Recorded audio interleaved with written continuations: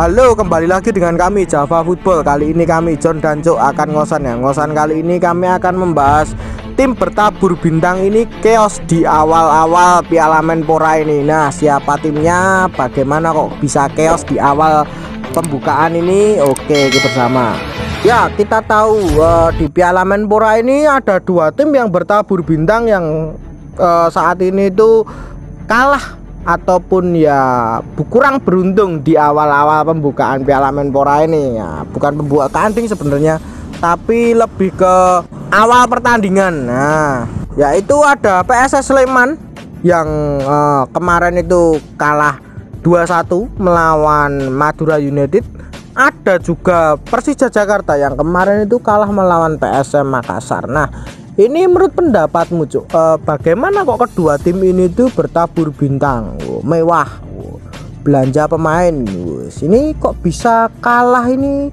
Menurut pendapatmu gimana ya? Atau mungkin kurang komunikasi atau bagaimana menurut pendapatmu ini?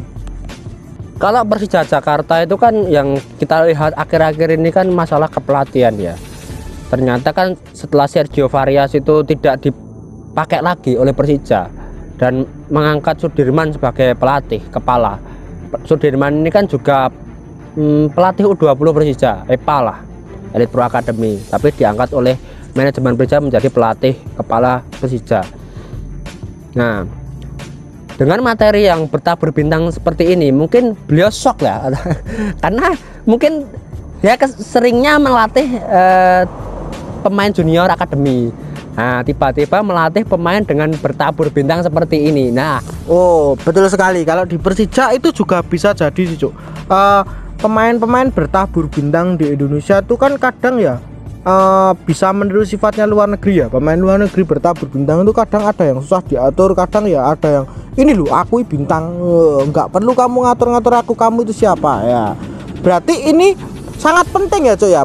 Pelatih itu mendapatkan lisensi yang sangat tinggi, itu lisensi kepelatihan tinggi itu sangat penting ya, agar bisa dihargai oleh para pemainnya itu.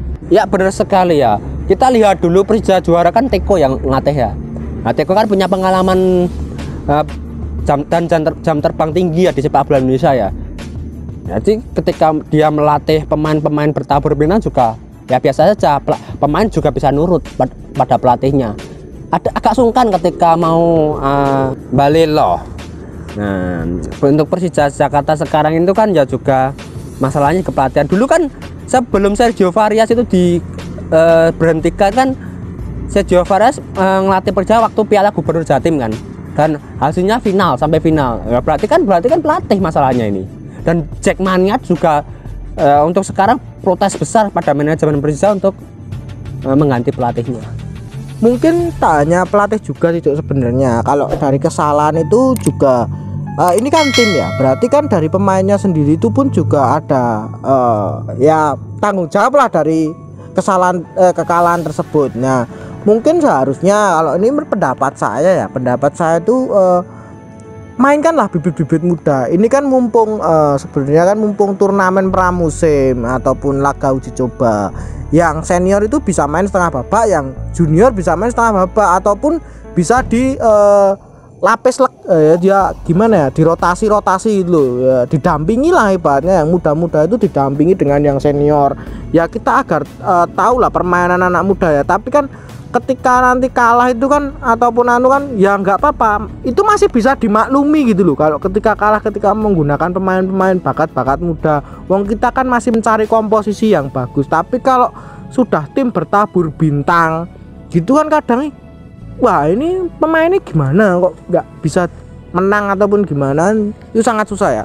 Kemungkinan sih problem utama dari Persija selain pelatih juga itu juga karena ya tim bertabur bintang itu malah apa ya, gitu beban sebenarnya. Sedangkan timnya yang lawan Persija kemarin itu PSM Makassar itu timnya malah tergolong pemainnya itu biasa-biasa saja, nggak terlalu membawa nama-nama besar itu. Nah, itu dari Persija. Yang kedua ini kok dari PSS Sleman. Dari PSS Sleman sendiri problemnya itu gimana Cok ini Cok? Dari dulu yang saya lihat tentang PSS Sleman itu, apalagi ketika dilatih oleh Coach Seto, PSS ini identik dengan pemain-pemain lokal yang biasa-biasa saja. nggak terkenal, tapi punya fighting spirit yang kuat. Nah, yang saya heran itu kan di PSS yang sekarang itu, atau kepengurusan PSS yang sekarang itu kan banyak membeli pemain-pemain bintang. Nah, ini kan menjadi beban tersendiri ya. Sedangkan PSS itu punya ciri khas ya, ciri khas dengan materi pemain lokal yang nggak tenar tapi punya fighting spirit. Akhirnya untuk Liga 1 tahun 2019 kemarin aja bisa sampai 8 ya, peringkat 8 atau peringkat 10 kemarin. Oh, ngeri loh ya. Tapi malah dikasih materi pemain-pemain yang bintang-bintang. Ini kan bukan ciri khas PSS. Ya, betul sekali kalau itu. Sebenarnya di kubu PSS Sleman sendiri ini sebenarnya loh, ini menurut pandanganku itu sudah sangat beruntung. Kenapa kok saya bilang sangat beruntung itu ya karena PSS Sleman sendiri itu dianugerahi oleh Brigada Kurva Sud. Supporter ini itu tidak pernah menuntut kok manajemennya untuk membeli pemain bintang ataupun juara. Saya pernah baca di salah satu tweet akun komunitas Brigada Kurva Sud ini ketika membeli pemain bintang itu malah dihujat. Ketika menggunakan pemain-pemain biasa aja malah biasa aja, nggak terlalu kok menghujat ini ya, karena mungkin beban pemain bintang itu ya sudah sangat tinggi seharusnya diberikan. Ketika kalau pemain-pemain muda itu malah biasa aja. Di sana itu sudah terkenal sejak dari, ya bener kata si Cok Sadi tadi, sejak dari Coach Seto itu sudah terbiasa menggunakan pemain-pemain yang berlabelkan biasa tetapi bisa akhirnya punya nama besar, dan akhirnya pemain-pemain seperti itu tuh punya fighting spirit yang tinggi, loyalitas terhadap klub yang tinggi dan lain-lain. Seperti pemain-pemainnya itu yang dulu itu Ikramila dan lain-lain, masih banyak lah PSS Sleman itu. Seperti Coach Heri Ariyudo itu kan sebenarnya dulu itu siapa? Bukan siapa-siapa sebenarnya pemain itu. Tapi dengan materi PSS Sleman yang biasa-biasa aja, akhirnya Coach Heri Ariyudo dipanggil timnas juga. Kemarin juga bermain cukup bagus. Wow, sekarang terkenal di tim-tim besar. Coach Heri Ariyudo ya itu sebenarnya materi-materi seperti itu yang dibutuhkan oleh PSS Sleman ini. Padahal ketika banyak ya supporter yang lain itu ketika dikasih pemain bintang itu banyak yang suka, tetapi malah supporter Brigada Kurva Sud ini menurut pandanganku tuh beda dari yang lain gitu loh. Coach Heri Ariyudo ini kan dulu pemain yang nggak terkenal ya, bahkan di Liga 2 ya dulu ya, tapi direkrut oleh PSS dan tampil bagus, bahkan namanya menjadi besar, dipanggil Coach Sintayong ya ke timnas U23. Wah, akhirnya kan terkenal. Itu kan ciri khas PSS, mengorbitkan pemain muda, mengorbitkan pemain binaan sendiri, mengorbitkan pemain yang tak terkenal menjadi terkenal. Nah, ini kan ciri khas siapa? Harusnya manajemen PSS sekarang itu sadar. Loh, enak loh ya. Nggak keluar duit banyak. Sebenarnya kan enak. Kalau supporter yang dewasa seperti Brigada Kurva Sud ini. Tapi kan manajemen PSS kayak cari jalan sendiri lah malahnya. Ya betul sekali. Ya, manajemen PSS kayaknya malah memilih cari jalan sendiri atau memilih jalan yang belok-belok. Sudah dikasih jalan yang lurus oleh Brigada Kurva Sud malah belok-belok sakarepe dhewe iki piye to? Kok ra bener ini ya. Malah kan akhirnya tadinya saya baca itu yang kemarin itu ketika PSS kalah itu banyak yang menghujat kan, malahan banyak yang mengkritisi soal permainan PSS ini, bagaimana kok seperti ini, bagaimana seperti ini. Ya resiko dari para pemain bintang itu sebenarnya itu loh, pemain itu masih egonya sangat tinggi sekali ya. Ketika pemain itu sudah ngerasa bintang ataupun nama besar, itu namanya lebih besar daripada nama tim gitu kan, biasanya loh ya, itu kan ya tahu sendiri ya, di luar negeri pun seperti itu. Nah, di Indonesia juga nggak heran ketika pemain-pemain itu nama besar itu seperti itu. Kenapa kok pemain nama besar itu jarang sekali yang sangat loyal terhadap tim ataupun berani berdarah-darah terhadap tim ataupun bermain dengan fighting spirit? Ya karena memang dia sudah mendapatkan fee yang besar ataupun bayaran yang besar, karena nama dia itu sudah besar sebelum di klub itu. Kalau pemain itu namanya besar dari tim itu, wah pasti berani bermain ngotot, ngeyel lah.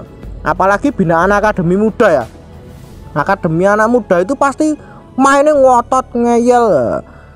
Kita lihat tadi seperti pemain Madura tadi yang umur 16 tahun, ketika itu dimainkan. Wow, tadi hampir saja loh dia cetak gol. Itu sangat bagus loh pemain itu. Masih usia 16 tahun berani ditampilkan di senior, itu sangat bagus sekali sebenarnya. Ya, namanya Ronaldo Kuate ya. Ini sebenarnya yang saya herankan itu di Persib ya. Ini kan dulu akademi Persib ya, U16 Persib, tapi kenapa malah Madura yang bisa mengorbitkan? Ya, ini kan suatu keberuntungan bagi Madura dan suatu kesalahan besar bagi Persib Bandung ya. Pemain yang bertalenta dilepaskan ya.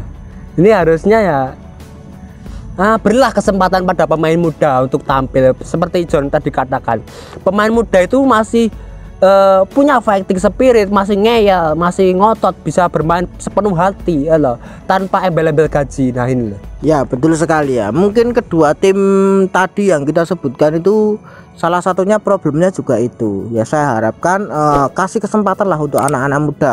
Selagi ini ajang turnamen yang belum resmi, ajang turnamen yang belum liga resmi. Nah, nanti kalau sudah liga resmi, ya itu harus diracik dengan benar pemain-pemainnya. Nah, itu mungkin itu dulu perbincangan kita. Jangan lupa like, comment, dan subscribe.